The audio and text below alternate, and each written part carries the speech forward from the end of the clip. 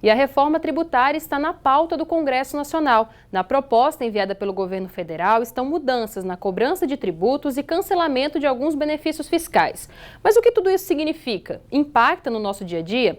Para saber, vamos conversar com Paulo Sérgio do Carmo, que é presidente do Sindicato dos Auditores Fiscais. Boa tarde, Paulo. Boa tarde, Eliara. É um prazer estar aqui no programa e poder esclarecer aos telespectadores a respeito desse tema tão fundamental para o dia a dia do cidadão. Obrigada, Paulo. Explica para a gente assim, alguns pontos dessa reforma tributária. A reforma que está em voga, né, que está em discussão, a princípio está no noticiário desde a semana passada, pelo menos, com mais força, é a reforma do imposto de renda.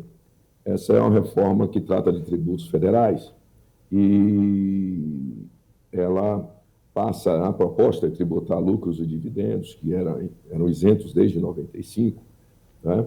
Ela faz algumas alterações na tabela do imposto de renda, a faixa de isenção, ela sobe de R$ 1.903 para R$ 2.500, ou seja, um contingente interessante de contribuintes vão deixar de ser tributados, né? Isso é bom para as classes menos assistidas, né?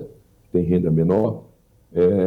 Porém, ele na nossa visão, ela é casuística, porque não se fala de mudança do sistema tributário sem se falar de uma reforma ampla, né? As alterações propostas, elas impactam, inclusive, no repasse, né, da participação dos estados, dos municípios que participam da arrecadação federal, né? Então, todo o impacto, né, tudo que é feito em nível de tributos federais tem impacto na arrecadação, na receita dos estados e dos municípios e do Distrito Federal por determinação constitucional. Parte da arrecadação tem que ser distribuída entre os outros entes subnacionais.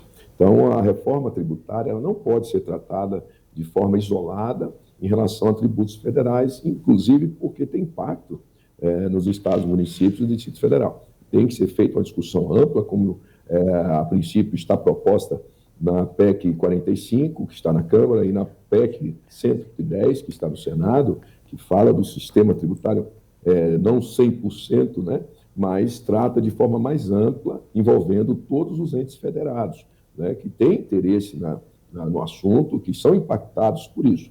Então, a reforma tem que ser tratada de forma ampla e não de forma pontual, né? Aparentemente de forma casuística, né? Porque tem um certo apelo político por se elevar a faixa de isenção, que está 110% defasada, a tabela do imposto de renda, né? Resolve de uma parte, mas causa danos em outra. Esse que, porventura, for beneficiado com a redução do imposto de renda, vai pagar mais em outras áreas, né? No consumo, principalmente, porque o sistema tributário brasileiro ele é pautado, ele é sustentado pelo consumo, né?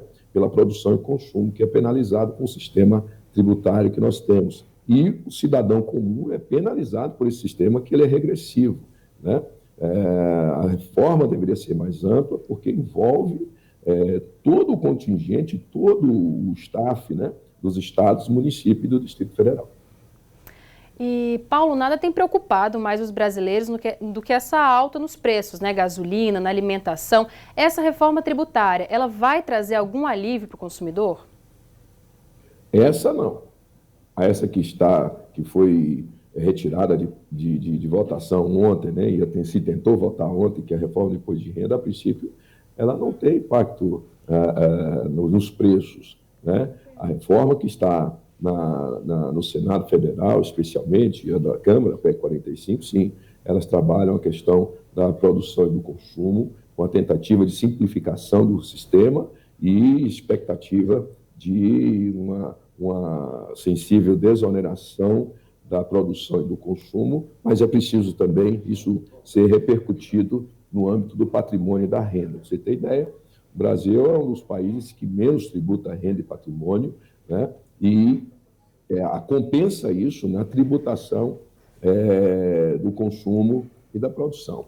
Então, paga-se muito caro pelos produtos aqui no Brasil, paga-se muito caro pela gasolina, que também não é uma questão do tributo em si, da tributação, mas uma questão de mercado, né?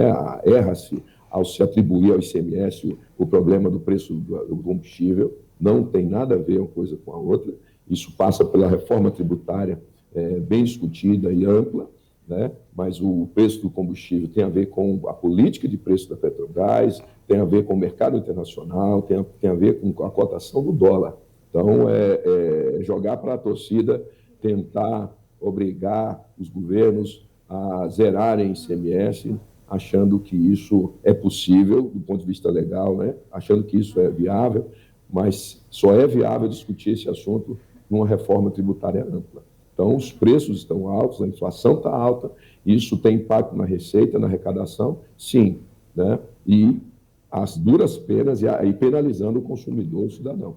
Então, é preciso discutir com seriedade a reforma tributária, a reforma do sistema tributário, não dessa maneira, né? A proposta do governo mal foi discutida, né? Os secretários de Fazenda dos estados mal foram ouvidos, o setor produtivo muito menos. Então, é uma reforma que só tem uma visão, que só tem um lado, sendo que todos são impactados por esse assunto, por essa questão que envolve os tributos no Brasil.